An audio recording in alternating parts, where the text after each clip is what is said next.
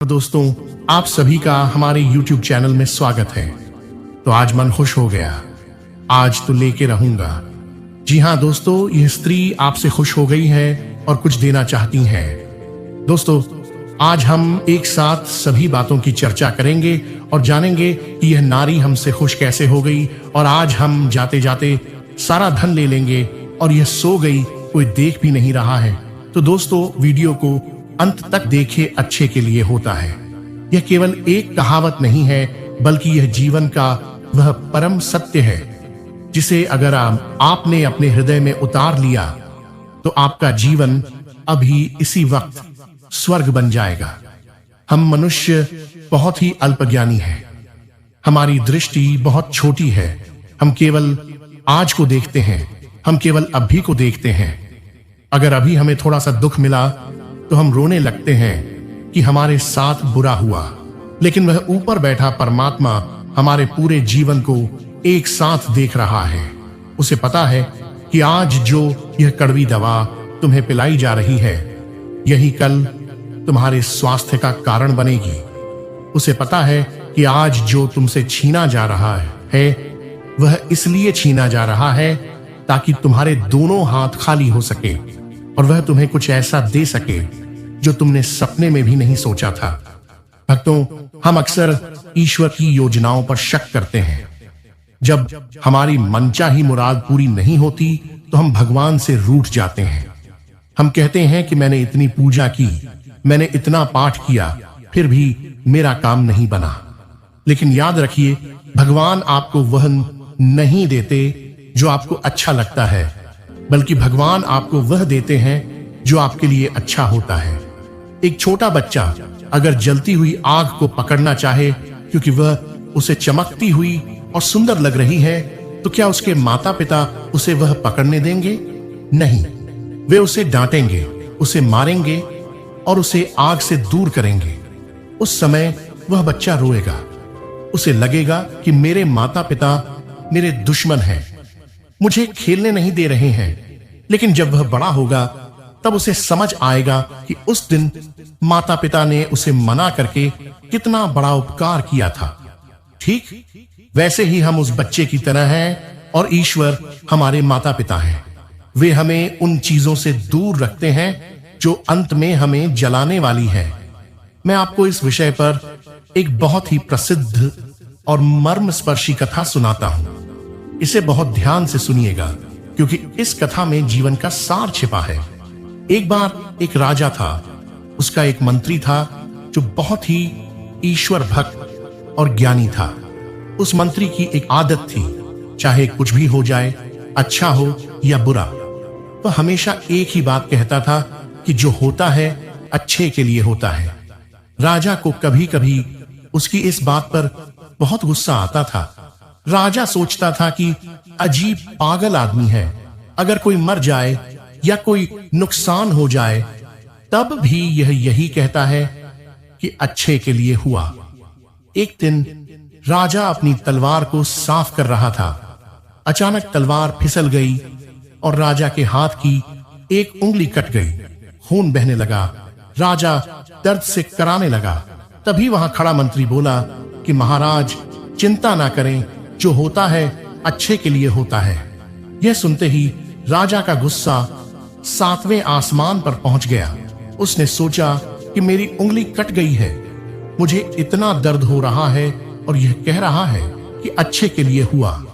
राजा ने तुरंत सैनिकों को आदेश दिया कि इस मंत्री को ले जाओ और जेल में डाल दो, इसे कल सुबह फांसी दी जाएगी। ये लेकिन सैनिक मंत्री को पकड़ कर ले गए। जाते जाते भी मंत्री ने मुस्कुराते हुए कहा कि यह भी अच्छे के लिए हुआ। राजा ने सोचा कि यह तो पक्का पागल है, जेल जा रहा है, मौत सिर पर है और कह रहा है कि अच्छे के लिए हुआ। अगले दिन राजा अपने कुछ सैनिकों के साथ जंगल में शिकार खेलने गया। शिकार का पीछा करते करते राजा अपने सैनिकों से बिछड़ गया और घने जंगल में रास्ता भटक गया। वहां उसे जंगल में रहने वाले आदिवासियों के एक कबीले ने पकड़ लिया। वे लोग अपनी देवी मां को नरबलि देने के लिए किसी इंसान की तलाश कर रहे थे। उन्हें राजा मिल गया। वे बहुत खुश हुए कि आज तो देवी मां बहुत प्रसन्न होंगी क्योंकि एक राजा की बलि दी जाएगी। वे राजा को पकड़कर अपने कबीले में ले गए।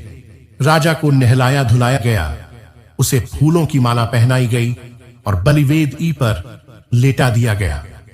पुरोहित ने तलवार उठाई और जैसे ही वह राजा की गर्दन काटने वाला था, तभी उसकी नजर राजा के हाथ पर पड़ी। उसने देखा कि राजा की एक उंगली कटी हुई है।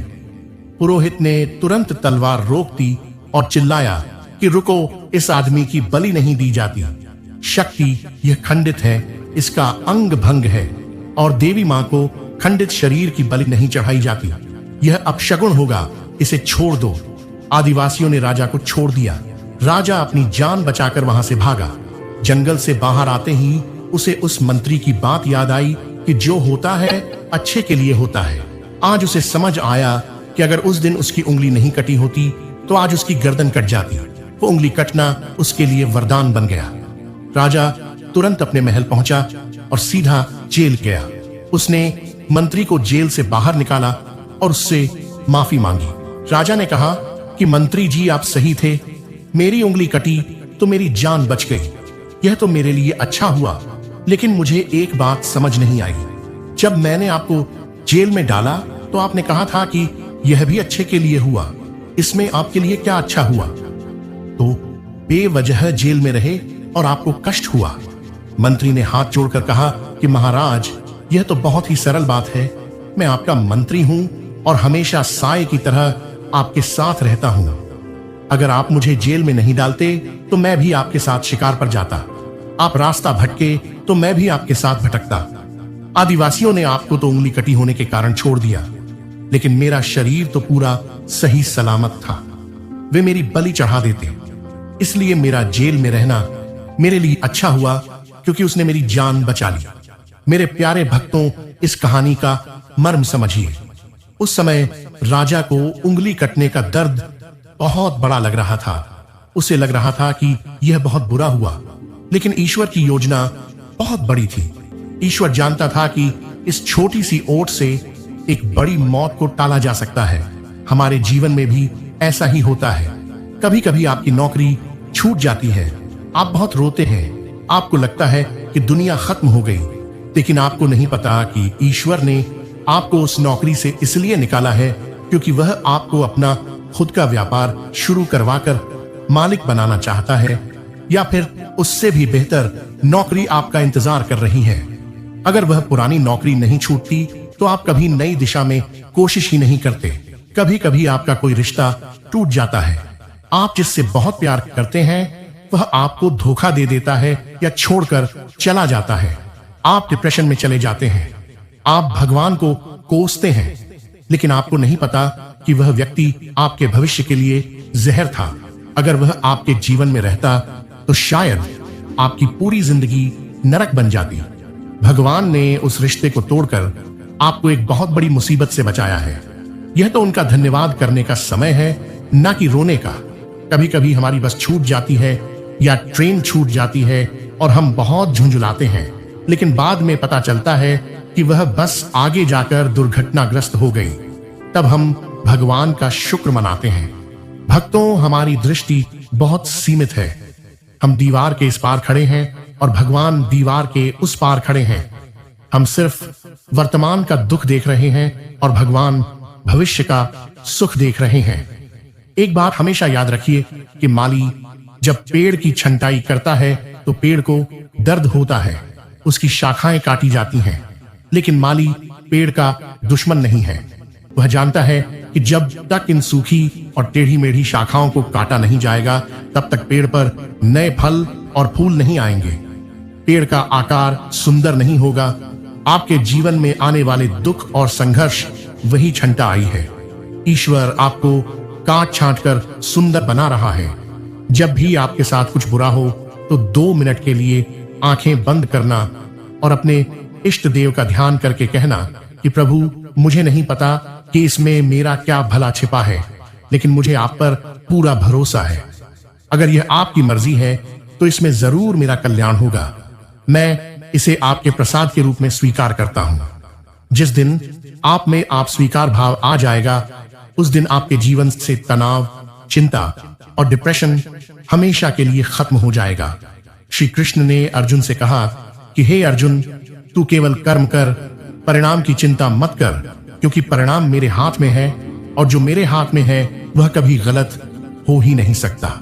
अगर मैं विष भी दूंगा तो वह अमृत बनकर ही तेरे पास आएगा। मीराबाई को राणा ने विष का प्याला भेजा था। मीरा जानती थी कि यह विष है, लेकिन उन्हें अपने गिरधर गोपाल पर इतना भरोसा था कि उन्होंने हंसते हंसते वह विष पी लिया और कहा कि जो मेरे प्रभु ने भेजा है वह तो चरणामृत ही होगा। और देखिए, उनका भरोसा जीता, वह विश्व सच में अमृत बन गया। आजकल के लोग थोड़ा सा नुकसान होते ही टूट जाते हैं, आत्महत्या जैसे विचार मन में लाने लगते हैं। अरे पगले, तूने अभी फिल्म का सिर्फ इंटरवल देखा है, पूरी फिल्म तो अभी बाकी है। हो सकता है कि कहानी का अंत बहुत ही शानदार हो, क्लाइमैक्स अभी आना बाकी है। धैर्य रख। जिस पत्थर को छेनी और हथौड़ी की चोट से डर लगता है वह कभी मूर्ति नहीं बन सकता। उसे हमेशा सीढ़ियों पर ही रहना पड़ता है, जहां लोग उस पर पैर रखकर जाते हैं। लेकिन जो पत्थर चोट सह लेता है वह गर्भ गृह में भगवान की मूर्ति बनकर विराजता है और दुनिया उसे पूजती है। आपको क्या बनना है, सीढ़ी का पत्थर या भगवान की मूर्ति? अगर मूर्ति बनना है तो चोट सहनी पड़ेगी और यह मानना पड़ेगा कि यह चोट मेरे भले के लिए है। आप अपने अतीत को मुड़कर देखिए। आपके जीवन में ऐसी कई घटनाएं हुई होंगी जब आपको लगा होगा कि सब खत्म हो गया, लेकिन आज जब आप पीछे मुड़कर देखते हैं तो आपको एहसास होता है कि अगर वह घटना नहीं हुई होती तो आज आप यहां नहीं होते। जहां आप हैं वह ठोकर आपको सही रास्ते पर लाने के लिए जरूरी थी। भक्तों, विश्वास एक ऐसी शक्ति है जो असंभव को संभव बना देती है। एक छोटा बच्चा अपने पिता के कंधे पर बैठा होता है, वह बेफिक्र होता है, उसे नीचे गिरने का डर नहीं होता। उसे पता है कि मेरे पिता ने मुझे पकड़ा हुआ है। क्या हमारा भरोसा उस बच्चे जैसा है? हम कहते तो हैं कि भगवान हमारे पिता हैं, लेकिन हम हर पल डरते रहते हैं। हमें लगता है कि भगवान हमें गिरा देंगे। यह कैसा विश्वास है? प्रारब्ध पहले रचा पीछे रचा शरीर।